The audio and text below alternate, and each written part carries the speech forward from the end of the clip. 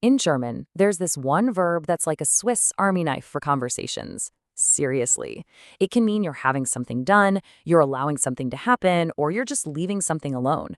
Once you master this one word, Lassen, you're going to sound so much more natural. So let's break it down. Okay, so let's start with a little challenge. How would you say this sentence? Think about it. You're not fixing the watch yourself, right? You're having someone else fix it. Now, in English, we use that phrase to have something done, but German, it has a much more elegant solution, and it's all packed into one single verb. And that amazing verb is lassen. This is your key to talking about delegating a task, giving permission, or even just deciding not to do something. It's a real multi-tool for your German vocabulary. So, this verb basically has three main jobs it does. Now, I know that might sound a little complicated, but trust me, they all follow a really simple logic. Let's start unpacking them. We're just going to go through them one by one, and you'll see how the context totally changes what lassen means. All right, first up is the causative meaning. I know it's a fancy grammar word, but it just means you're delegating. You're causing something to happen. So let's go back to our watch example. Ich lasse meine Uhr reparieren. You are the one causing the repair to happen, even though you're not the one with the tiny screwdrivers.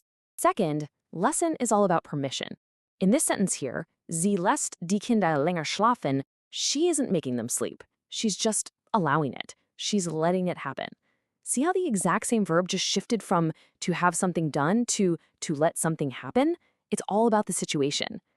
And finally, the third meaning is about inaction, intentionally leaving something the way it is.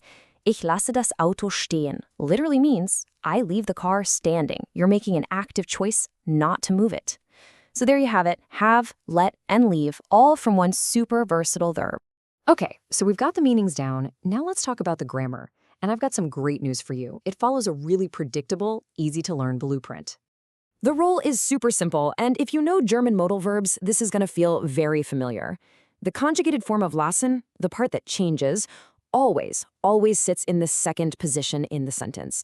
And the other verb, the main action, it gets kicked all the way to the end of the sentence in its original infinitive form. Let's look at this in action. Der Deutschlehrer lässt uns viel lesen. See how that works? Lässt is conjugated for the teacher, and it's right there in spot number 2. And the main action, lesen, to read, is totally unchanged, way at the end of the line. That structure is the whole secret. Of course, to put lassen in that second position, you've got to conjugate it right. Now, it is a strong verb, which just means you have to watch out for a little vowel change. See how the a becomes an a for the do and er as c forms? That's really the main thing to remember. The rest of the forms are pretty regular. Ready to take this to the next level? Let's talk about using lassen in the past tense. This is where a lot of people get a little tripped up, but there's just one little twist. Once you see the pattern, you'll get it, I promise. Okay, look really closely at the difference here. In the perfect tense, talking about the past, the sentence becomes Sie hat ihr Handy reparieren lassen. So we use haben as the helper verb, which is normal, but then look what happens at the end. We get what's called a double infinitive. Both reparieren and lassen are just sitting there in their original form. This whole double infinitive thing actually has a fancy German name, Ersatzinfinitiv. It sounds way more complicated than it is. All it means is that instead of using a past participle form, we substitute the infinitive form of lassen at the end. It's a key rule for using verbs like this when you're talking about the past.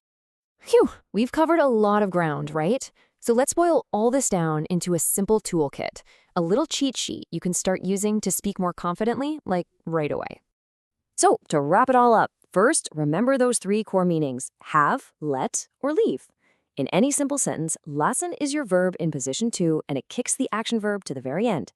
And if you want to talk about the past, just remember that double infinitive trick with haben. That's the whole blueprint right there. So here's a final thought I want to leave you with. Now that you've got this awesome, powerful verb in your toolkit, how are you going to use it? Maybe you'll lassen your hair get cut, or lassen a friend borrow a book. Or maybe you'll just lassen your work on your desk for the weekend. So what's one thing you will lassen do this week?